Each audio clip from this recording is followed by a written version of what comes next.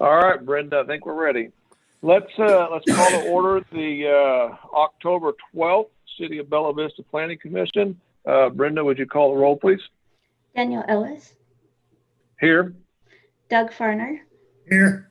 JB Portello, Here. Shaki Almadoon, Here. Gail Kleston, Here. Chad Knoll. Chad is not on here. He told me he may not make it, and Don Robinson are absent. Okay, I show that we still have a quorum, so we will move on to item 3, our meeting minutes from our August 10th Planning Commission meeting. Or September 14th, I'm sorry, Planning Commission meeting. I make a motion that it be accepted as presented. We have a motion from Farner. I second. Second from Portello. All in favor say aye. Aye. Aye. Any opposed? All right, seeing none, minutes are approved. Next up is our public input session. This would be an opportunity for the public to address the Planning Commission for any of the items shown on our agenda or anything not on our agenda. So at this time, is there anybody in the public that would like to address the Planning Commission? This is your Zoom host, John. I see no hands raised at this time. All righty. We will go ahead and close our public input session and move right on to our new business. We have lot split 2020-35680. Staff, could you give us a report, please? Okay. This is a property line adjustment at Miller Church Road, just west of Pumpkin Hollow. And the parcel number is listed on the agenda. The applicant here today is James Layout Services. You can see here on the staff report on the top of the screen how this is a parcel just at the northwest corner of Pumpkin Hollow and Miller Church Road. In the packet, there's a survey from Plat 2010-110 that the Planning Commission and staff approved a number of years ago. And so they're taking that plat, which we'll look at here in a minute. There's two pieces of land that add up to about 30 acres, and they're divided in the middle currently, and they're adjusting it with one property line adjustment. So to clarify, this is located outside of our city limits, but within our planning area. We've mentioned the location now. And again, they're adjusting tracts 1 and 2 from this previous plat into one tract of just under 21 acres and another tract of an even 10 acres. Due to the requirement of easement dedication where along new property lines where they don't exist currently, the Planning Commission is looking at this as it involves dedication of standard easements. Moving along here, the overall property size, again, is just approximately 31 acres. There's no zoning here because it's outside of the city limits. Existing land use is agricultural. And surrounding uses are a combination of agricultural and residential. Staff's recommending approval with just a couple standard conditions and comments. Here's the location at the bottom of the screen on the future land use map. You can see it's surrounded by low density residential. You can see here on the next slide how Miller Church Road is a non-designated street or residential street on our master street plan, and how as you move north and south along Pumpkin Hollow and east along Miller Church, those begin to be classified in those different directions.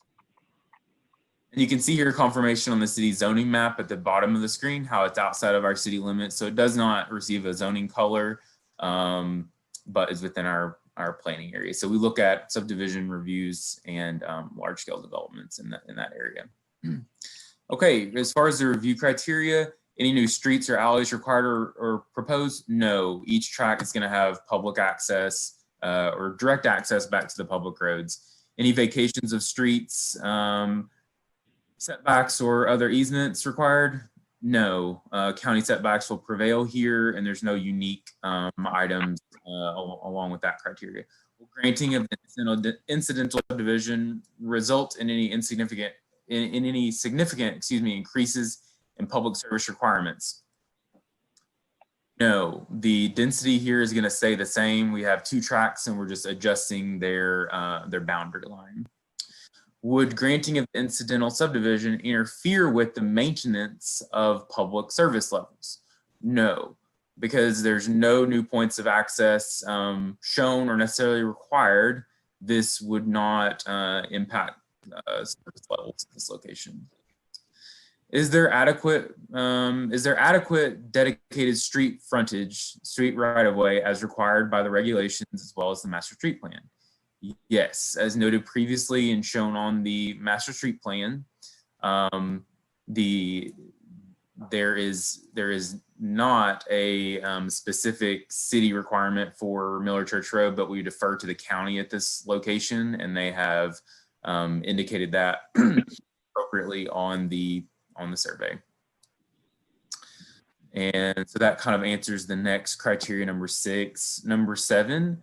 Have easements been satisfied? So this is the one main comment here that will provide and coordinate with the surveyor is that we do not have any specific or outstanding comments from the utility companies. However, per our subdivision regs, we'd be looking for a 7.5 along side property lines and 20 along front and rear property lines. Those are already there in some locations based on the previous plat, but we'll just see that they are where they're missing that with the new line that they're achieved in those locations.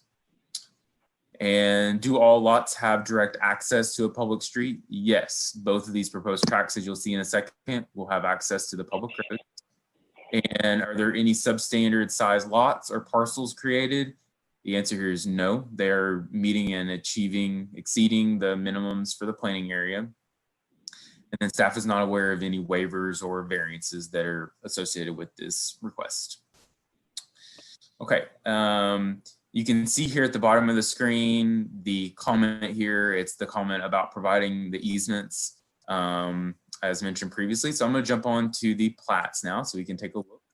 So this is the reference plat that was approved previously. This is plat 2010-110. As you can see here at the bottom of the screen, highlighted in yellow, how we have a tract 1 and a tract 2. And each of those are about 15.5 acres. They're basically, let me see if I can actually zoom in a little bit. Yeah, thank you. You bet. I was thinking. Okay. So you can see here how they are basically, they are identical tracks for the most part from kind of a geography perspective. The dimensions are the same on them as far as I can tell. And so this was kind of just an even half and half split that the city approved back in 2010. So it's this land within this 1 and 2 that you're looking at with this proposed project. They're taking that line in the middle and they're making it into an L shape just to satisfy where the owner wants that common line to be. So I'm going to zoom on back out and go to the next slide. So here, imagine those tracks 1 and 2 that we had in yellow on the previous. And you can see here in the middle where my cursor is, this is where the current line is.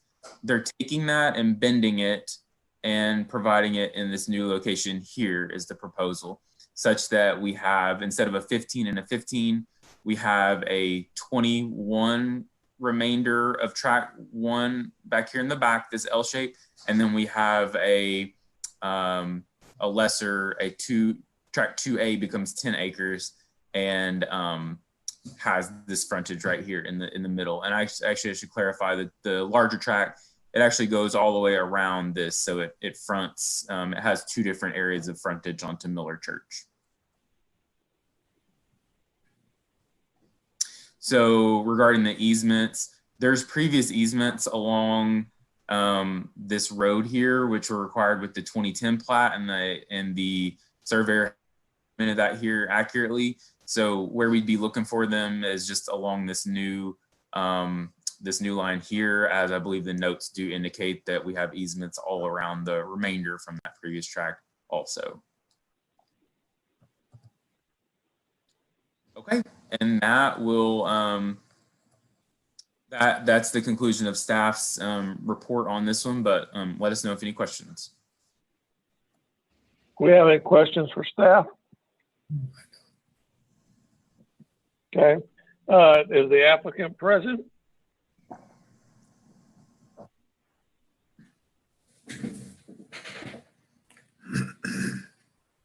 Yes, I'm here. I'm not. Oh, good deal. Do you have anything that you would like to add to the staff report, sir? No, sir. Okay. We have any questions for the applicant? All right. Seeing none, I'll entertain a motion. Mr. Chairman, I'll make a motion to approve as presented. With staff comments? Yes, sir. Okay, we got a motion from Almondoon to approve with staff comments. I'll second. We got a second from Farner. Brenda, would you call the roll, please? Doug Farner, Yes. JB Portello, Yes. Shaki Almadoon, Yes, ma'am. Gail Clesson, Yes. Daniel Ellis, Yes. Okay, lot split 2020-35680 is approved. Moving on, we have a waiver and a large scale development, waiver 2020-35911 and large scale development 2020-35696.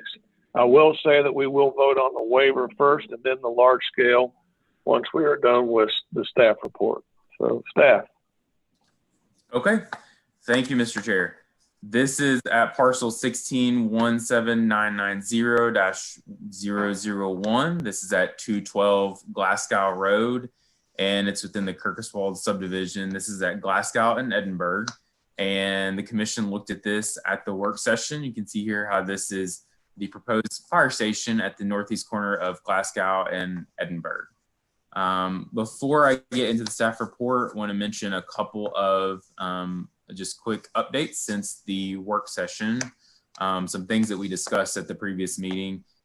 So I did receive a request for a fire truck turn model to show how those trucks would be turning on the site.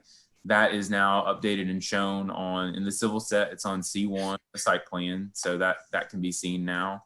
And then also there was questions and comments about the caution signs for exiting fire trucks. And that is clarified also on C1. They show where they're taking the existing signs, which have flashers on them from the existing fire location to the east, moving them down to the exit location on Glasgow for this proposed location. And I know if there's any more questions on that, the applicant can probably speak to that. Okay, jumping into the report. This project was first seen by the commission through a conditional use permit for land use review, and now we're looking at the full civil set through the large scale development. And they've depicted the location for the proposed fire station and associated improvements. They have an entrance off of Edinburgh Road, and then also an emergency exit onto Glasgow. As we discussed at the previous work session, they have also submitted a waiver request, which is on the agenda, and that's for that proposed distance of the entrance drive on Edinburgh, the distance between that drive and the intersection of the two streets, which we did discuss at length at the previous meeting. And staff is recommending approval of the waiver and the LSD conditioned upon the applicant addressing the comments. So we'll go ahead and proceed through here. As a As a reminder, this is a 3-acre parcel. It's currently undeveloped, and it's surrounded by P1 and R1 parcels with uses that are in sync with that with those zoning designations. Okay, at the bottom of the screen here, you can see our future land use and master street plan maps. You can see here at the intersection of those two streets and how it's within this low density residential area, but also adjacent to recreational use to the west with the POA complex. And then you can see the civic bubble just there to the south within the vicinity of this project. And as a reminder, safety services are permitted in the R1 district, which you can see here on the zoning map that this parcel is a part of, with the conditional use, which they achieved earlier this year.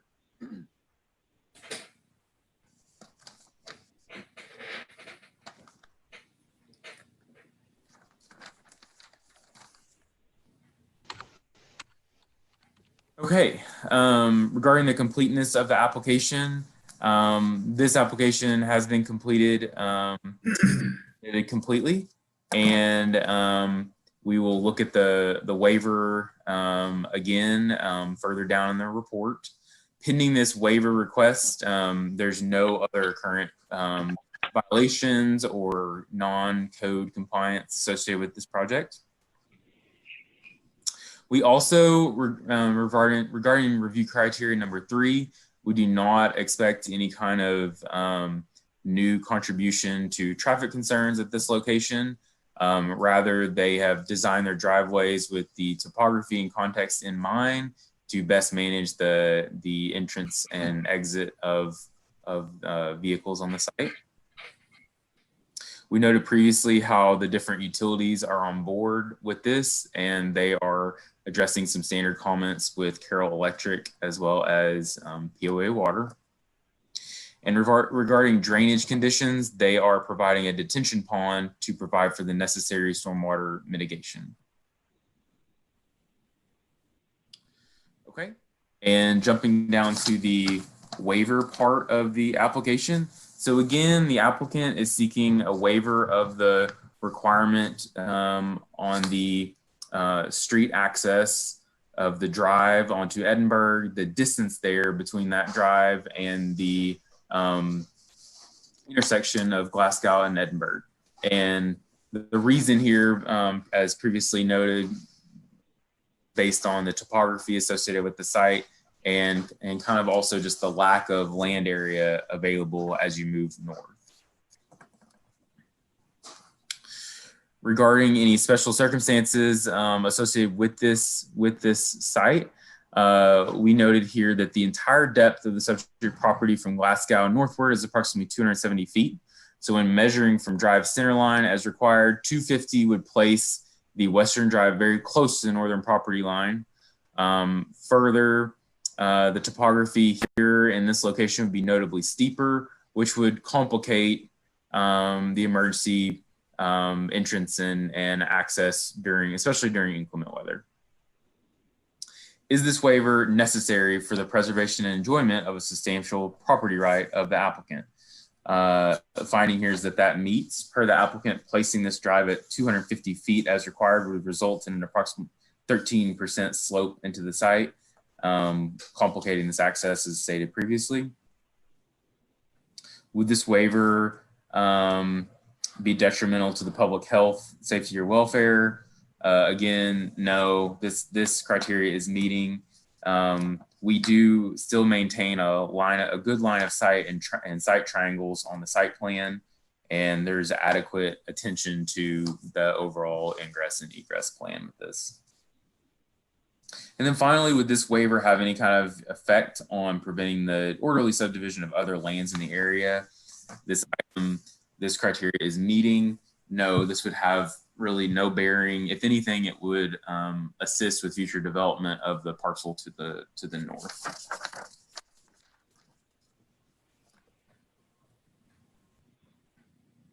Okay, and the comments here for today's meeting are to address remaining comments from BVPOA Water, which we've attached in here. The applicant is working really closely with all utilities, and so this is here for the record, but they're maintaining ongoing communications and really keeping all utilities in the loop on this, it appears. And so the other comment here being to work with other utilities and especially ADH on achieving a successful review of the planned septic system to accommodate the wastewater on this project. Okay, and I won't read through all these items, but in the packet, as you've probably seen, the applicant CEI has responded to all the previous comments, and they've either addressed or noted all of them in this correspondence letter. Okay. And this is a look at the civil set. I'll be brief because I know we looked at this and the commission has seen this at the previous meeting, but I'm going to zoom in and just show a couple of those updates for you guys, for you all. So you can see here the truck here, and you can follow here how it would come into the site with these turn templates and come into the facility, and then also how they would exit the facility here. Here is also item from the legend 18B. These are those warning signs that were discussed previously. And you can see here with this other little inset map how they're taking them from the existing location just to the east down at Alloway and moving them down to this proposed location.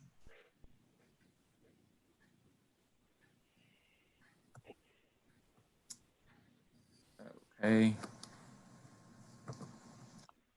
And as far as other revisions since the last meeting, they have provided us now with a tree preservation plan. So this shows exactly what they intend to remove with an X, and then the canopy they intend to preserve behind the behind the dashed lines.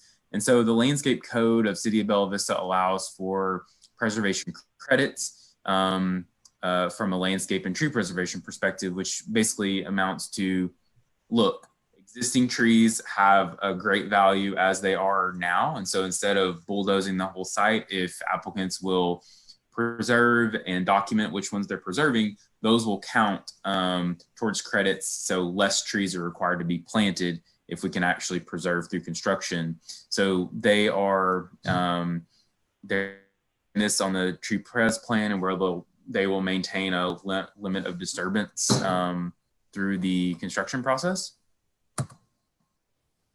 And so here, you will see a revised landscape plan from last time, still providing all the required screening shrubs and frontage trees, but less trees planted in the back. And that is, that's due to the allowance in code with the tree press credits, which they are proposing to achieve with this project. Okay, and happy to take any questions. Any questions for staff from the commissioners?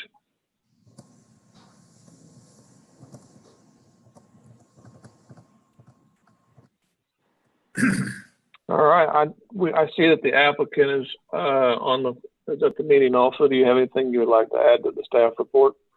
I do not at this time. All righty, we have any questions for the applicant? Seeing none, I'll entertain a motion on waiver. Well, actually, got to do this two parts. So I'll entertain a motion on waiver 2020-35911, a waiver on access management distances from intersections. I make a motion, we approve the waiver. We got a motion from Farner. I think Portello got there first on that one. So we'll have a second from Portello. If we can get a roll call, Brenda. Doug Farner, Yes. JB Portello, Yes. Jockey Almadio, Yes, ma'am. Gail Clesson, Yes. Daniel Ellis, Yes. Okay, waiver 2020-35911 is approved. We now have large-scale development 2020-35696. Do we have a motion? Make a motion to approve, Mr. Chairman. We got a motion from Almadoom, I'll a second. second from Farner. Brenda, would you call the roll, please? Doug Farner, Yes. JB Pertello, Yes. Shaki Almadoon, Yes, ma'am. Gil Clessid, Yes. Daniel Ellis, Yes. Large-scale development -2020-35696 is approved. Moving on, we have nothing in unfinished business. And next up is open discussion. So do we have anything for open discussion? Thank you for the picture of Sunset Drive I just got. Yes. Progress, it does look like progress is being made, which is good. Yes. Yes. I did have one thing. I did ask staff. I've asked staff a couple times now about what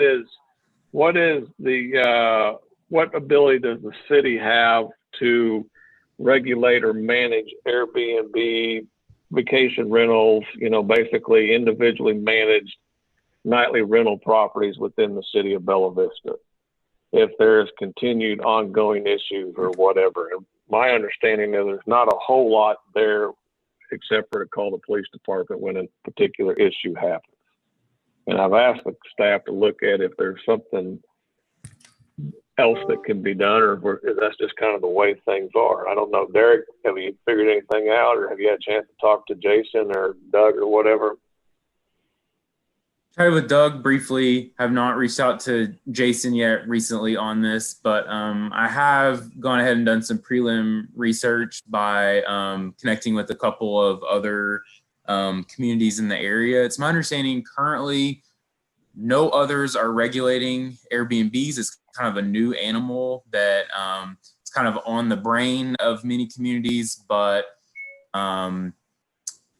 several communities have still not enacted any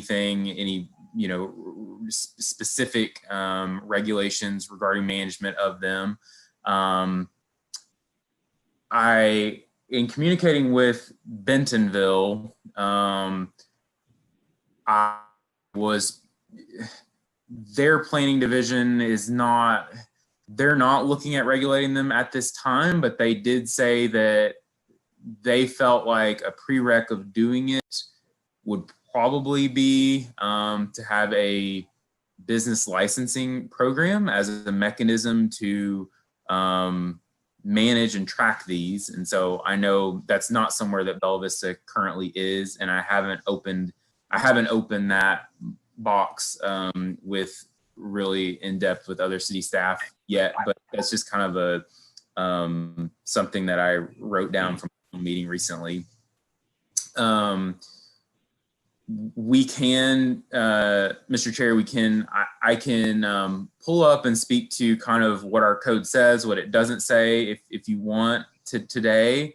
And let me know if you want me to do that. In summary, I would just say our code, while it does speak to and does regulate bed and breakfasts do not, we don't currently lump Airbnbs into the boat with bed and breakfasts, and I think we're not alone in doing that.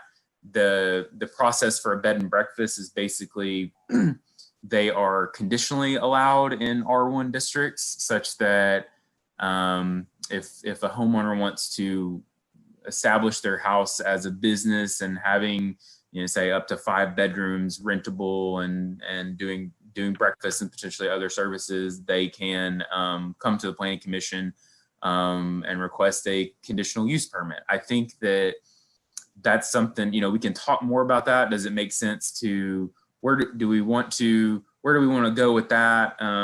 Does it make sense to pull things from that as if the commission wants staff to look at a similar way to regulate the Airbnbs? I think, you know, the CUP process, yeah, we'd want to have a discussion as far as, does that sound like a reasonable way for someone to go about continuing or establishing an Airbnb in Bella Vista, and how we balance that with our economic development and a lot of other things. So it's kind of a big topic, but staff is happy to look and research in whatever direction that the Planning Commission, you know, and mayor recommend. So. I was gonna say, I'm just one planning commissioner, so I'm really asking all the planning commissioners to weigh in. I'm sorry, Mr. Tapp, I cut you off. No, you're fine. I was just going to add a couple things. My wife and I did go by the Bentonville Chamber this past Saturday to speak to them about Airbnbs, and Derek's correct. They don't have any regulations other than they encourage them. But I'll let you know that I have been in discussions with City Council Doug Fowler several times over the last 6 or 8 months, trying to get some details as far as the rental properties in Bella Vista. Now we're talking about long-term rentals. I think we have determined how many there are, and we're working on a registration system, you know, something that may or may not happen in the future. And we take care of those and regulate those and inspect those, and whether or not that extends to Airbnbs, that's something we can discuss. I know some of them are rented 1 night a month. Some of them are rented 25 nights a month. And so obviously some have more traffic than others and cause more issues than others. But that is certainly something I'll bring up with them the next time we have a one-on-one, and I can let you know how that goes and if any progress is made. Mr. Chairman? Yes, sir, Mr. Farner. I'd like just to make a comment about that, and I would be happy to work with Mr. Tapp on this. I ran a property management business in North Dallas through a good bit of my career, and we had inspections due on all rental properties between tenants. And the reason it got started was there were a lot of property owners that were not taking care of the properties. So they set up an inspection, and things they looked at were like,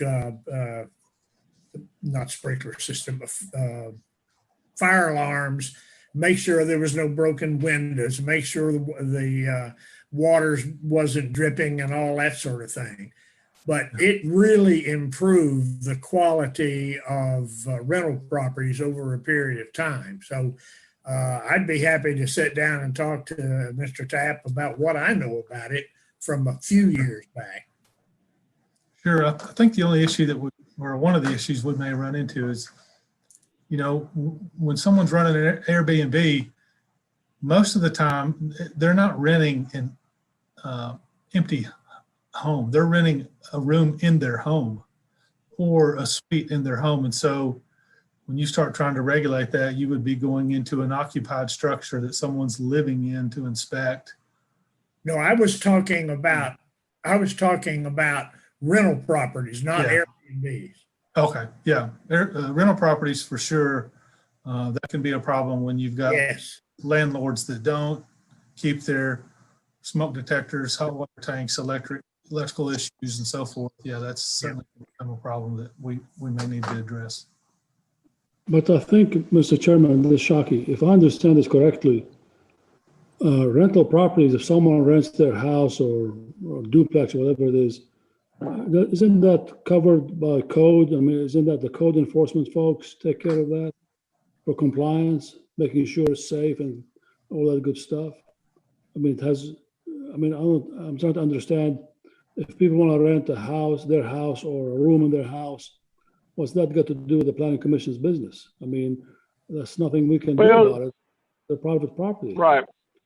But if it's currently business, right now, currently you're correct. Right now, there's nothing that a whole lot we can do other than like the Airbnb on my road. when they decide to rent it out to a bunch of 18-year-olds that have parties and drag race down our road, all we can do is call the police. By the time the police get there, the people have, you know, left for the night or whatever. It's 1 o'clock in the morning, and anyways, you know what I'm saying. I agree with you. And you reach out to the managers or the owner of the house and say, you know, would you please take care of this? And they're like, yeah, whatever. Now we're just going to keep right on doing what we're doing. And 2 weeks later, you got the same thing going on again. Yeah. So, I mean, I don't know how others do it to manage that business. People who do, I mean, I'm not talking about apartments or things that's designated as rental properties. I'm talking about private homes or private doing that. I don't know how that's regulated, to be honest with you, with other communities. As a business license, maybe, I don't know. But I agree with you. I mean, I don't want someone living like this in my neighborhood and doing that. Or fighting like if they're I mean, I think Airbnb. Yeah, I think Airbnbs are a good thing. They bring visitors, they bring guests to Bella Vista. They come in and use things and bring tax dollars to the city. I think that's a good thing, you know. But with anything, you're always going to have one or two that just kind of disregard everything else. And I just, you know, sort of calling the police. Is there, you know, do they have a conditional use permit? And we can say, hey, look, you know, you want to maintain your conditional use permit, you got to do a better job of managing this or something. I don't know. Maybe Jason wants to weigh in. I see him sitting there very thoughtfully quiet. Well, I would just say this. I would identify the problem that they cause and then regulate the problem. So if they're noisy, then maybe we need to look at our noise enforcement. If there are too many cars, or they're parked all over the street, or they're parked in the yard, or whatever, you know, that's a different sort of problem. But invariably, at some point, you have a line where this is no longer, just as you said, sometimes they may be let out for 25 nights a month. Well, you know, at some point, it's just they're leasing their house out. And we have a lot of that going on. And then we do have a lot of people that own homes that do things that are annoying to us, to be quite honest. But certainly it can happen more often when you got people that are going to be there a few days or one day or whatever, and then be out of there and they don't care. So I guess I would just suggest that identify the problem and regulate that, because just based on my experience being around here, if the city tries to, it's going to have more difficulty trying to impose a citywide large scale program of some sort regarding this, just because of the nature of the way it is around here. I would just say that. And if we require conditional use, it's still, I mean, it's arguably still a residential use. We're going to need to define our uses a little better, I guess, maybe, and talk about a short-term rental use as opposed to, or in addition to things like as differentiated from B&B or from hotel. You know, we might need to look at defining that use a little more closely, and going from there. I mean, is there a way to deal with it and regulate it? Oh yeah, I can tell you that with little concern. But effectively dealing with it, and still not being in a situation where you're 12:30 at night and trying to call the police because they're annoying you. I don't know that we can ever eliminate that, other than because you've got these owners who, you know, it's going to be hard because I just don't know. It's certainly something that's going to have to be looked into, and I think frankly you're probably going to need to bring in and talk to some of your Airbnb owners and start making more of a public concern of it. Maybe have a public meeting or something and talk to some of the city council members about. I know, as Doug Tapp has said, I know Mr. Fowler has been really kind of on this topic or related to this topic, and I'm sure he'd be very interested in this. So it's where, it's just one of these new things. We haven't figured out a way to effectively deal with it yet. And I'm not sure any city has effectively dealt with it. Yeah, I mean, I think that's right. And I kind of wanted to, because I've been having to deal with it here lately in our neighborhood, and unfortunately, that particular group that's managing that have not done a very good job of explaining to their short-term rental people that having parties till 1 a.m. and driving at excessive speeds down our road is not okay. Well, and they continue that. It could be, Daniel, that we could look at some of our current ordinances and look at it in terms of not only holding, say, the noisemaker accountable, but the owner of the property. That's what I'm saying. Yeah. The owner, to say, well, if the violator is not only the person making the noise, but also the owner of the property, so that they are the ones that would potentially get a citation at some point. You've got enforcement issues because the owner may not be there, and all that stuff would have to be worked through. But same thing with the parking. Now cars drag racing down the street, that's against the law now, and that's going to be calling the police every time. Parking on the street, absolutely. And I wouldn't hesitate to call them either. I mean, that's unacceptable in a neighborhood to put up with that. And so, it could be. Yeah, unfortunately, when you call the cops, by the time the police get there, I mean they respond as fast as they can, but it is Bella Vista and it's a large area, and most of the time the offenders are gone, and it's the only thing you've accomplished is further disrupted the neighborhood. I think, Mr. Chairman, I agree with what I heard. The property owner is the only person or entity you can hold accountable.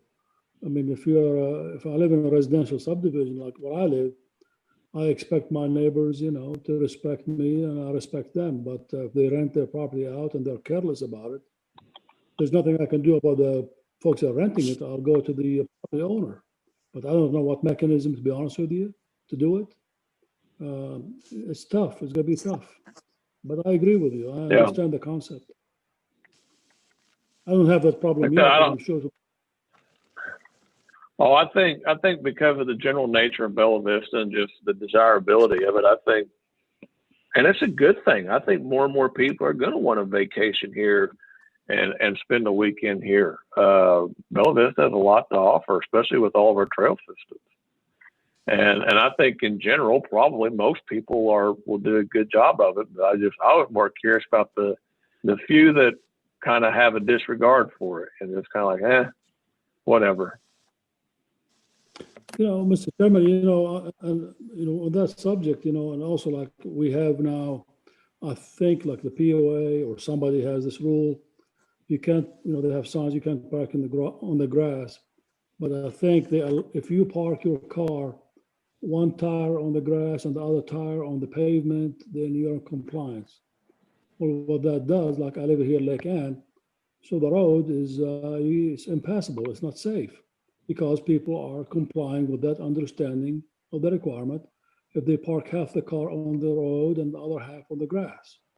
So I understand that's the POA, and I'm not interested in whose rule that is. I'm looking at the results. But how do we fix this? I don't know. It's kind of crazy. The POA is doing one thing, the city is doing something else, and we're caught in the middle. Sorry, Doug. That's I don't think that's a city problem. I don't know whose problem, but it's definitely becoming a safety problem for where I live and people coming up and down the road here, Lake Ann. And there's nothing I can do about it except watch. Hopefully nobody gets hurt, but it's a matter of time before someone gets hurt.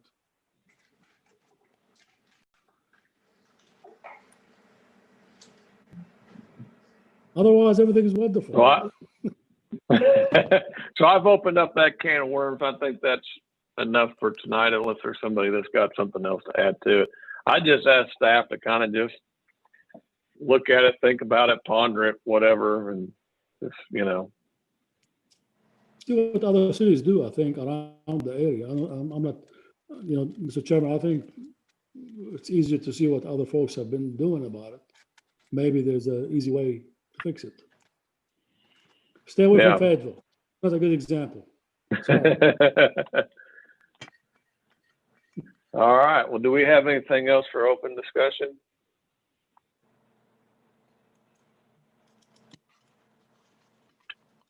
All righty. Announcement, City Council work session will be held on Monday, October 19th at 5:30 p.m. Location will be posted on the city website. The City Council's regular meeting will be on October 26th at 6:30 p.m. and the location will be announced on the City Council or the Planning Committee. City of Bella Vista website. Will we have a work session at the end of the month, Mr. Lynn? We are planning on it. Okay. We will have a Planning Commission work session on Thursday, October 29th at 4:30 p.m., most likely via Zoom, but pay attention to the city's website for all meeting times and location. And then we're scheduled for another Planning Commission meeting on November the 9th at 4:30 p.m. And with that, we stand adjourned. Thank you all. Thank you. Thank you.